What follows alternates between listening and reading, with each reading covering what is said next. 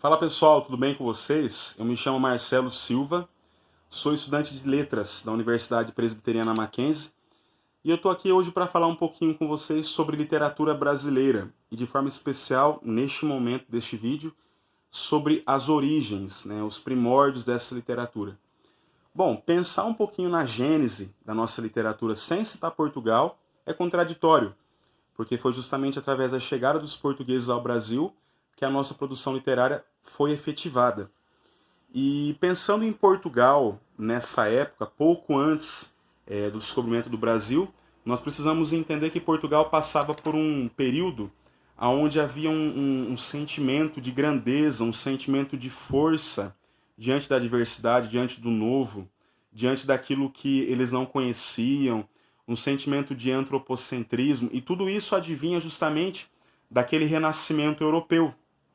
Além disso, ele também tinha um desejo muito grande de poder, e esse desejo se traduzia de que forma? Eles queriam importar seus produtos, importar produtos, exportar também os seus produtos excedentes e principalmente colonizar novas terras, ter novos domínios. E foi nesse contexto que ele acabou chegando no Brasil, em terras brasileiras, e quando nós analisamos esse contato, esse primeiro contato dos indígenas com os portugueses, nós percebemos ali uma relação muito peculiar que pode ser explicada em partes com aquilo que era pregado aos indígenas dentro das suas tribos pelos pajés.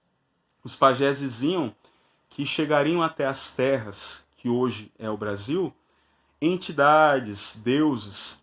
Então, quando o índio vê o português chegando junto às suas caravelas, junto às suas quinquilharias, que para os indígenas eram novidades, eles acabam subentendendo que se tratava do cumprimento justamente dessas profecias. Bom, nesse período então surge a literatura. Nesse momento ela se chama de quinhentismo, porque justamente é nesse ano de 1500, de 1500 até 1600.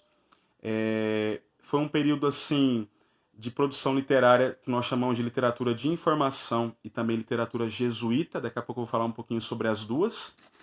E até hoje existem controvérsias sobre de fato se esse tempo, se esse período é literatura. Se toda a produção desse período é literatura, por quê?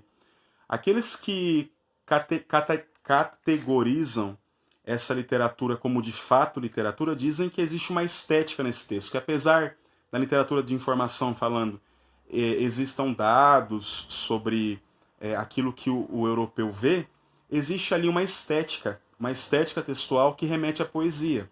E aqueles que afirmam que não é literatura, que isso não faz parte disso literatura, eles afirmam que é um texto mais cru, de uma forma mais relatório, uma forma de informações, dados, fatos. Ele não tem um aspecto literário por conta disso, segundo aqueles que pensam dessa forma. Bom, pensando ainda nisso, em literatura de informação, o que seria esse tipo de literatura? Quando os portugueses chegam aqui, eles têm uma visão particular, europeia, a partir daquilo que eles tinham dentro deles, dessa novidade que eram as terras brasileiras. E o povo também nativo, os indígenas. Então, na literatura de informação, esses portugueses eles contam o que eles veem. Contam sobre a geografia, contam sobre os hábitos, sobre os costumes. Eles contam sobre a fauna, a flora, enfim. Basicamente, literatura de informação é isso, né? E o texto escrito nesse formato foi pelas mãos do Pero Vaz de Caminha, aquela carta a El Rei Dom Manuel.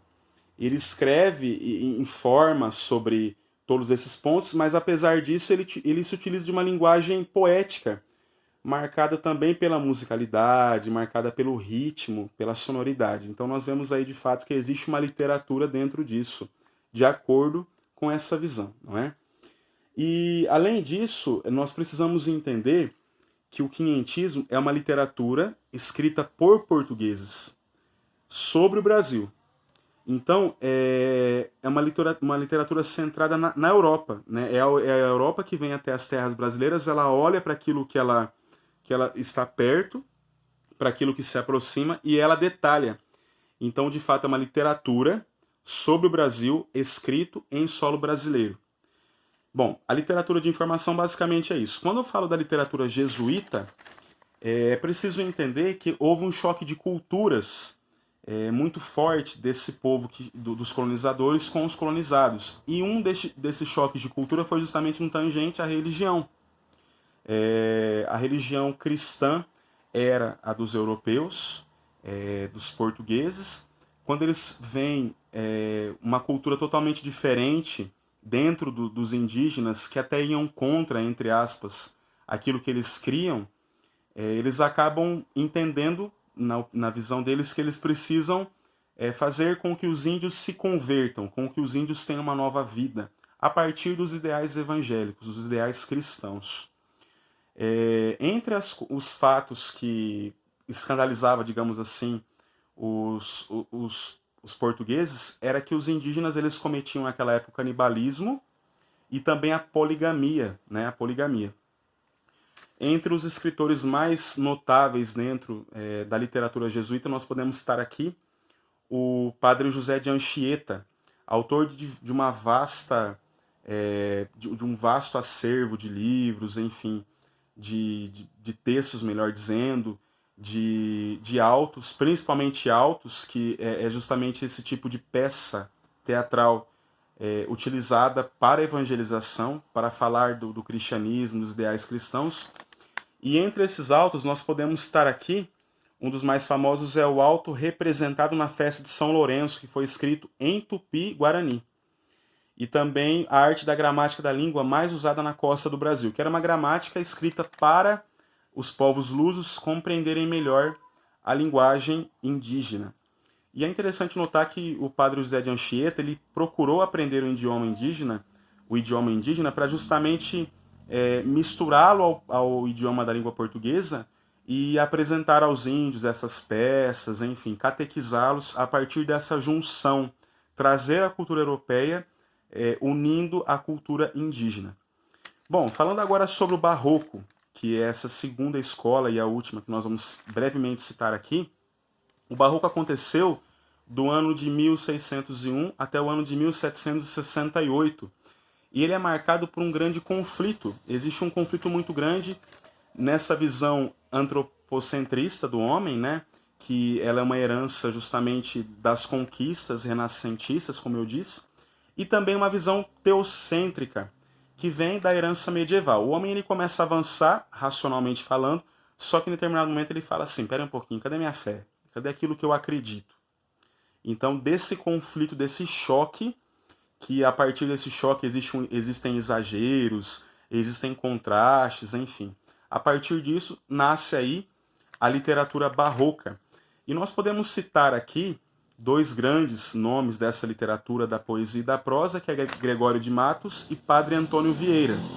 E a última colocação sobre essa literatura é dizer que ela é genuinamente brasileira, né? Enquanto o quinhentismo era portuguesa, feito em terras brasileiras, o barroco pode ser considerado por muitos essa literatura genuinamente brasileira.